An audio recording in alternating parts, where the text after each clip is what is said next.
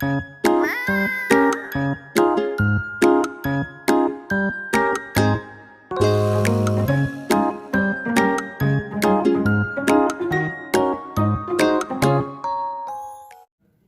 Friends, इस video में दशमलव का निकटतम मान के बारे में विस्तार से बताया गया है। अब क्वेश्चन नंबर 1 देखते हैं। क्वेश्चन नंबर 1 है 5476.578। इसमें कह रहा है कि एक बार सैकड़ा का निकालना है, एक बार दहाई का और एक बार हजार का। 3 मान इसमें निकालना है।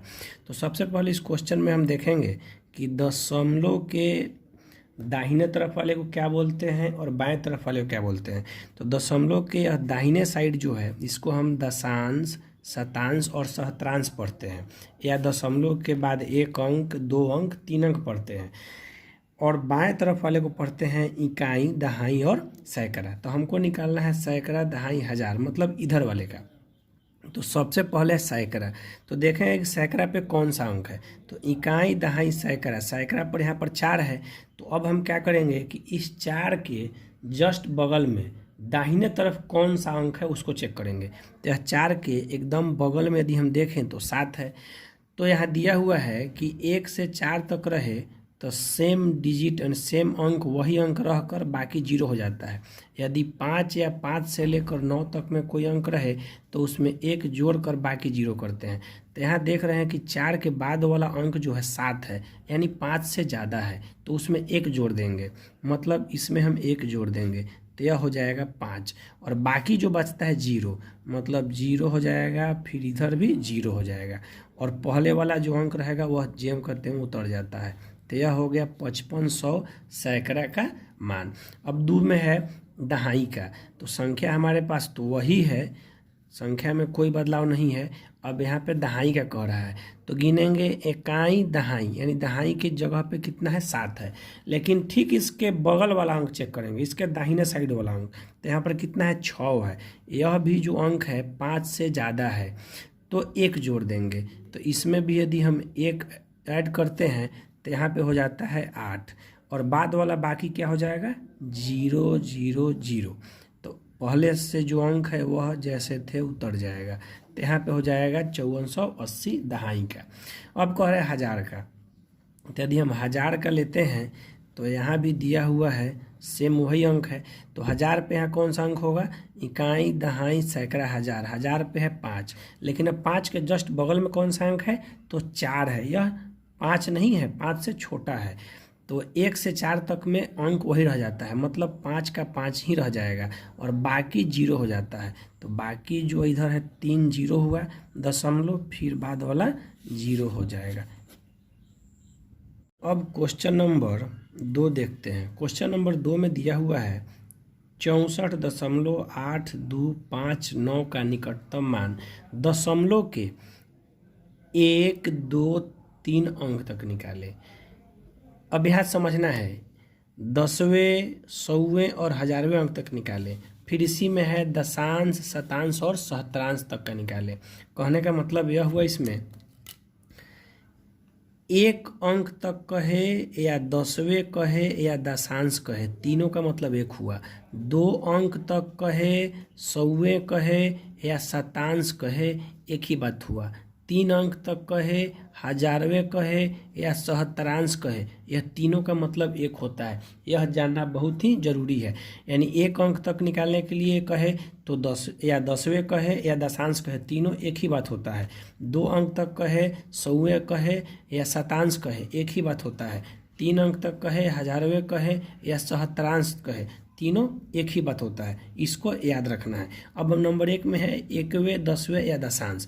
तो हम यहाँ पे दशांश का निकालने का मतलब है कि दशमलव के दाहिने तरफ को हम गिनते हैं, दशांश से शुरू करते हैं, यानी यह दशांश, शतांश, सहस्त्रांश।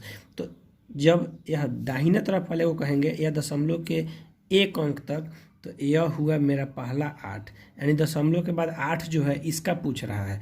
तो अब देखेंगे कि ठीक इसके बगल में कौन सा अंक है, तो इसके बगल में है 2।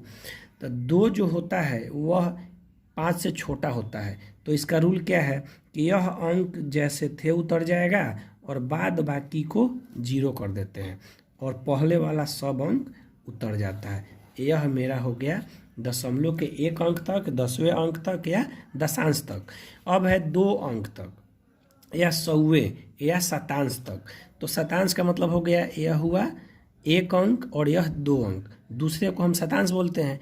तो यहाँ 2 का पूछ रहा है, तो 2 का पूछ रहा है तो ठीक इसके बगल वाला अंक देखेंगे तो कौन सा है, 5 है। तो जब 5 या 5 से ज़्यादा रहे तो इसमें 1 जोड़ देते हैं, तो यहाँ पे 1 ऐड हो जाएगा। तो 1 ऐड हो जाएगा तो यह हो जाएगा 3 और यह बाकी हो जाएगा 0। इधर 8 का 8 हो जाएगा दशमलव, यह बाकी जैसे थे उतर जाएगा। यह मेरा हो गया दशमलव के 2 अंक तक या शतांश कहें या 100वें कहें। अब दशमलव के 3 अंक तक या हजारवें या सहस्त्रांश का, तो इसको बोलते हैं हम पहला अंक, दूसरा और ये तीसरा। तो तीसरा हुआ 5, या इसको कहें दशांश, शतांश और सहस्त्रांश, या 10वें, 100वें या हजारवें। तो यह 5 आया। अब देखेंगे कि 5 के बाद कौन सा अंक है, तो 9 है। तो 5 के बाद 9 है या तो 5 से ज़्यादा है तो इसमें 1 ऐड हो जाएगा। तो यहाँ पे यदि हम 1 ऐड करें तो यह हो जाएगा 6, बाद बाकी वाला 0 हो जाएगा। यहाँ पे हो जाएगा 8, यह 4 और यह 6। यह हो गया मेरा हजारवें का। अब क्वेश्चन नंबर 3 देखते हैं। क्वेश्चन नंबर 3 में कह रहा है 42.65 या 42.34 का निकटतम पूर्ण संख्या में मान निकाल लें। दोस्तों यहाँ क्वेश्चन कह रहा है कि पूर्ण संख्या, तो पूर्ण संख्या का मतलब होता है जैसे 1, 2, 3 डॉट डॉट करके 100 होगा, 598, 97 कुछ भी हो सकता है, उसमें दशमलव नहीं होना चाहिए। तो यहाँ वही बात है 42.65 है, मतलब यह पूर्ण नहीं है, इसको पूर्ण कर देना है। तो जब इस तरह के क्वेश्चन होता है तो इस क्वेश्चन में देखना है कि जो संख्या दिया हो, जैसे 42.65 यहाँ दिया हुआ है, तो इस संख्या में दशमलव के जस्ट बाद वाला अंक यदि 5 या 5 से ज़्यादा रहे तो अगला संख्या जो मूल संख्या है उसमें 1 जोड़ देते हैं। यदि 5 या 5 से ज़्यादा रहे तो यहाँ पे 6 है तो इसमें 1 ऐड हो जाएगा, तो यहाँ हो जाएगा 43, बाकी 0 हो गया, मतलब 43 जो है पूर्ण संख्या होगा। यदि दूसरा संख्या है 42.34, यहाँ देख रहे हैं दशमलव के बाद 3 आ रहा है, यानी 5 से कम है। तो जब 5 से कम हो तो वही मूल संख्या जो रहेगा वही आंसर हो जाएगा, दशमलव के बाद वाला अंक हट जाता है। तो यहाँ तो दशमलव के बाद 5 से कम है तो यह पूरा 0 हो जाएगा, 0 हो जाएगा और यही मूल संख्या 42 रह जाएगा। अब क्वेश्चन नंबर 4, क्वेश्चन नंबर 4 में कह रहा है 2.9 या 4.8 या 2.3, 3 प्रकार का क्वेश्चन है का निकटतम मान दशांश तक निकालें। दशांश का मतलब होता है कि दशमलव के जस्ट बाद वाला, तो 2.9, तो इसका दशांश मतलब पहला दशमलव के बाद वाला पहला दशांश होता है। तो अब हम नियम जानते थे कि जिस अंक का पूछे उसके बगल वाला अंक चेक करते हैं, तो इसके बगल में तो कोई अंक नहीं है, तो जब बगल में कोई अंक नहीं हो तो उस स्थिति में ये पूरे अंक का अधिकतम मान, सबसे ऊंचा मान या सबसे नीचा मान लिखा जाता है। तो यहाँ पे हम देख रहे हैं कि 2.9 है, यह जब 2.9 है मतलब 5 से ऐसे भी यह ज़्यादा है, तो जब 5 या 5 से ज़्यादा रहे तो अगला संख्या 1 बढ़ जाता है, तो यह हो जाएगा डायरेक्ट 3। दूसरा क्वेश्चन है 4.8, तो यहाँ भी दशमलव के बाद 8 है, बाद में कोई अंक नहीं है, उससे कोई मतलब नहीं है, लेकिन 8 जो है 5 से ज़्यादा है, 5 हो या 5 से ज़्यादा, तो यह भी 1 बढ़ जाएगा, तो यह हो जाएगा 4, 1, 5, मूल में 1 जुड़ जाता है। लेकिन यहाँ पे है 2.3, तो यहाँ पे देख रहे हैं कि 3 है यानी 5 से कम है, तो जब कम रहेगा तो इससे का निचला भाग यानी न्यूनतम अंक इसका क्या हो जाएगा, 2 हो जाएगा, यह 3 हट जाएगा। सबसे अधिकतम या सबसे लो होता है, 5 या 5 से अधिक रहे तो सबसे अधिकतम, यानी इसके बाद वाला जो संख्या आएगा वो आता है, 2 के बाद 3 आता है तो 3 होता, लेकिन यहाँ पे 5 से कम है तो यह 2 होगा। अब क्वेश्चन नंबर 5 देखते हैं। क्वेश्चन नंबर 5 में संख्या दिया हुआ है और इसका निकटतम मान निकालना है, लेकिन यह नहीं दर्शाया हुआ है कि इसका इकाई अंक का निकालना है कि दहाई का या सैकड़ा का या हज़ार का। जब इस तरह का क्वेश्चन हो तो संख्या को पहले हम लिख लेते हैं और संख्या का लास्ट वाला अंक को ही हम मान लेते हैं, उसी पे हम निकटतम मान निकालते हैं।